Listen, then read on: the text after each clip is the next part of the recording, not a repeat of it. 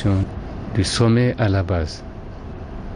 Raison pour laquelle nous avons tenu à rencontrer en marge de cette cérémonie les responsables régionaux, autorités administratives, élus et représentants des forces de défense et de sécurité. Donc nous avons partagé avec eux les informations qui nous commandent absolument d'être à l'action immédiatement, sans perdre du temps, pour éradiquer, je dis bien éradiquer ce phénomène. Parce que les populations que nous avons rencontrées, et en particulier les chefs de canton, nous ont dit que ce n'est pas par nécessité que ce mouvement est fait. Ce n'est pas parce qu'ils ont faim, ce n'est pas parce qu'ils sont pauvres. Donc là, il y a un vrai problème qui mérite d'être pris en charge, qui mérite d'être étudié et auquel nous allons nous attaquer immédiatement. Donc voilà la raison pour laquelle nous avons fait ce déplacement, pour non seulement présenter nos condoléances les plus attristées aux familles endeuillées, également profiter pour lancer un appel à ces populations et en particulier aux jeunes. Nous pensons que les jeunes Nigériens peuvent se réaliser au Niger. C'est vrai qu'il y a toujours un besoin d'aller à l'extérieur, d'aller chercher à travers les voyages, acquérir de nouvelles expériences ou même des revenus. Mais cela doit se faire non pas en marge de la légalité, non pas par la fraude, ça doit se faire selon les normes, ça doit se faire en passant par les voies légales, ça doit se faire avec tous les papiers en règle. Donc il n'est pas question que nous laissions nos concitoyens aller à l'aventure. Non seulement ils s'exposent aux risques sur la route, la traversée du désert, mais également arriver dans ces pays où ils vont être en situation de clandestin, ils vont subir toutes sortes de traitements et nous ne pouvons pas l'accepter pour nos citoyens. Pensons que nous devons tous nous ressaisir et que ces populations doivent comprendre que leur bonheur se trouve au Niger, qu'elles doivent faire tout pour rester conformes aux prescriptions de la loi, aux prescriptions des règlements au Niger. Le Premier ministre chef du gouvernement Brigitte Raffini a d'ailleurs regagné Niamey, la capitale, il y a quelques instants, revenant donc de Zender où il a présenté ses condoléances au nom du président de la République, chef de l'État, du gouvernement et du peuple nigérien. Il était donc accueilli par le ministre d'État, ministre du Plan, de l'Aménagement du Territoire et du Développement communautaire, Amadou Boubacar Sissé, à l'aéroport Djori Hamani de Niamey.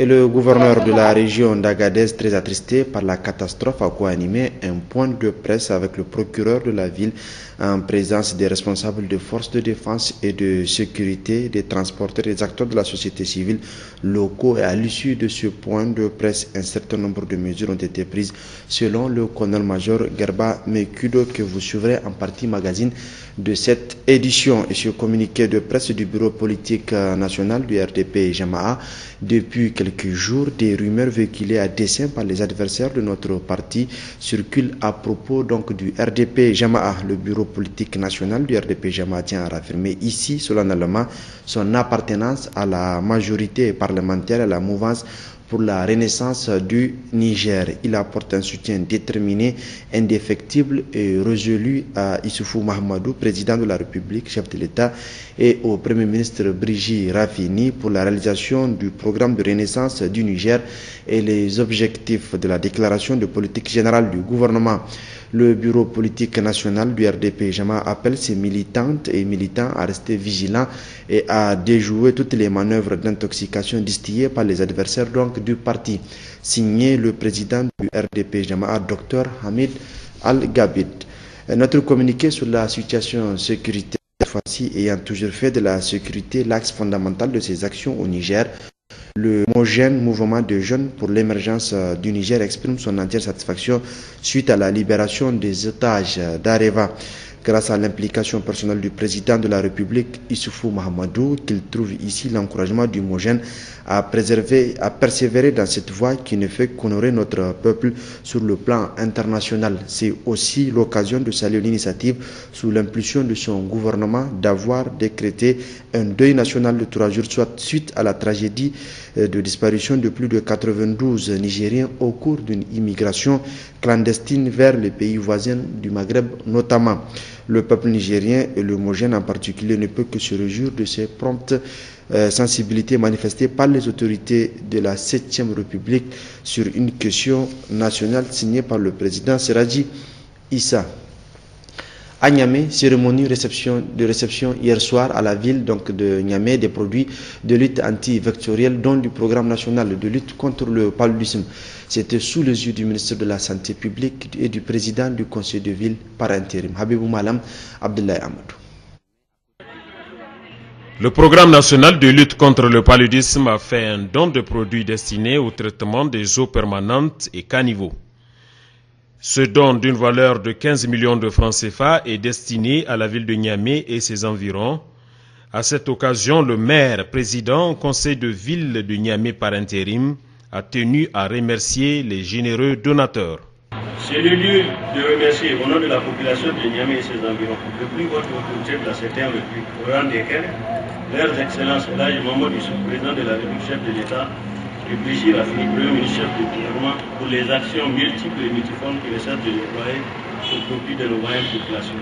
C'est important donc, bien à point nommé, quand on sait que le paludisme constitue l'une des maladies endémiques de Niamey, ce qui influe sur les capacités de production de nos habitants et conséquemment sur le développement socio-économique local.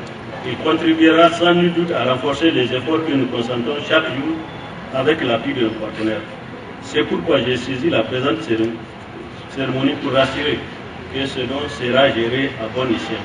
Le paludisme est l'une des maladies qui ne cesse de faire des victimes dans le monde en général et en Afrique en particulier. La jeunesse constitue la couche la plus vulnérable. C'est pourquoi le gouvernement de la 7e République a fait de la lutte contre le paludisme une priorité.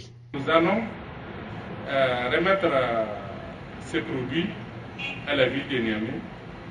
Mais pour moi, l'important, c'est que ces produits soient utilisés à bon escient, comme vient de le dire le président du conseil de ville de Niamey. Ces messages sur l'utilisation de ces produits est valable à Niamey, il est valable à Dosso, il est valable à Aguifa, il est valable à Agadez, il est valable partout. Donc il s'agit de toutes les régions de recevoir ces produits, de les utiliser pour lutter contre le paludisme en procédant à des traitements. Si les moustiques sont éliminés, les agents vecteurs même de cette maladie, je pense que nous aurons beaucoup gagné. Donc il s'agit pour nous de lutter, et j'appelle tous les agents, au niveau du ministère, au niveau des conseils de ville, au niveau des communes, au niveau des arrondissements, au niveau de nos districts sanitaires, au niveau de nos directions de santé publique au niveau régional, sur l'utilisation de ces produits. Je dis bien que cette cérémonie, c'est une cérémonie de lancement qui est valable pour tous les leaders. Toutes les autres régions, Inch'Allah, auront les mêmes produits.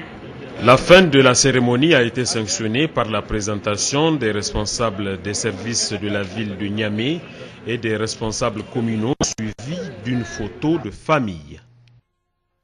Ouverture hier à Dosso de la 2e session ordinaire du Conseil national de la jeunesse. C'était sous la présidence du ministre de la Jeunesse et des Sports, Abdelkarim Damalam, en présence des autorités administratives et coutumières de Dosso. Manuel Sido, Habibou Garba.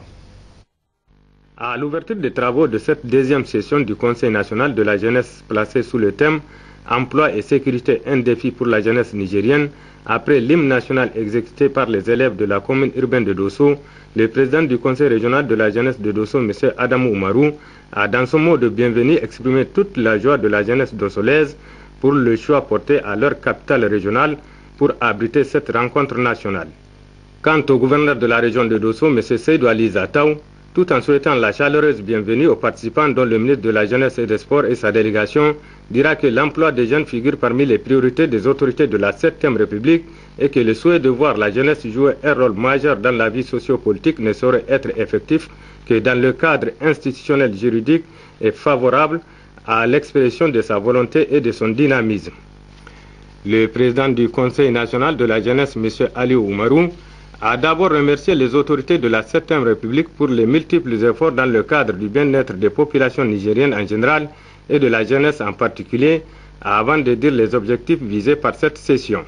L'objectif général de cette deuxième session ordinaire de notre mandat est de faire un bilan à mi-parcours des actions déjà réalisées, celles en cours d'exécution et formuler des recommandations à l'endroit du gouvernement et les partenaires au développement. Après 2 ans et demi d'exercice, il ressort des constats que l'implication du Conseil national de la jeunesse dans les instances de prise de décision mérite d'être saluée, même si beaucoup reste à faire au niveau régional, départemental et même communal. C'est pour cela que je vous demanderai de profiter pleinement de cette session, chers participants, pour faire preuve d'engagement, d'imagination et de créativité qui caractérise la jeunesse nigérienne d'aujourd'hui. Au CNJ, nous croyons et sommes convaincus qu'un Niger nouveau est possible. Le ministre de la Jeunesse et des Sports, M. Abdul Karim Amalan, en procédant à l'ouverture des travaux, dira que le Conseil national de la jeunesse est un instrument indispensable de promotion de dialogue. Le Conseil national de la jeunesse du Niger, qui est de nos jours animé par des jeunes et pour les jeunes, a atteint son âge de maturité, comme en témoignent les résultats, tant en matière de promotion de l'emploi des jeunes et des activités socio-éducatives, qu'en matière de protection de jeunes et de renforcement de leurs capacités conceptuelles et opérationnelles. Comme vous le constatez, toutes ces actions contribuent résolument au programme de renaissance pour le Niger de son Excellence El Hadj Issoufou Mahamadou, président de la République du Niger, chef de l'État, qui affirme le rôle éminemment capital de la jeunesse dans la construction de l'édifice national et traduit dans la déclaration de politique générale de son Excellence, M. Brigitte Raffini, Premier ministre, chef du gouvernement, mise en œuvre à travers le plan de développement économique et social 2012-2015, récemment adopté par le gouvernement. C'est pourquoi il me plaît ici de féliciter et remercier le Conseil national de la jeunesse du Niger pour ce rôle de premier plan qu'il joue dans le cadre de la promotion et du développement de la jeunesse nigérienne et le rassurer par la même occasion du total soutien des plus hautes autorités de la 7e République. Notons que le ministre Abdul Karim Amalan a par la suite visité un chantier de construction d'un centre de jeunes dans la commune urbaine de Dosso, dont les travaux avancent normalement à la grande satisfaction du ministre. Signalons aussi auparavant qu'une fatia a été dite par l'ensemble des participants à la mémoire de nos compatriotes disparus dans le désert. Dans la région de Difa, c'est à Kargawel, village se trouvant dans la commune rurale de Toumour, qui a servi de cadre pour plusieurs leaders religieux et chefs coutumiers d'implorer Dieu le Tout-Puissant pour la paix et la stabilité dans notre pays. Le gouverneur de la région a effectué le déplacement de Kargawel. Ben Youssouf Abdelaziz, Harouna Sanda. Des prières collectives, lecture de plusieurs versets du Saint-Coran, une fatia a été dite hier en faveur de notre pays et des autorités de la 7e République, en leur tête le président de la République, chef de l'État, son Excellence Issoufou Mahamadou, pour que règne la paix, la stabilité et la quiétude sociale dans notre pays.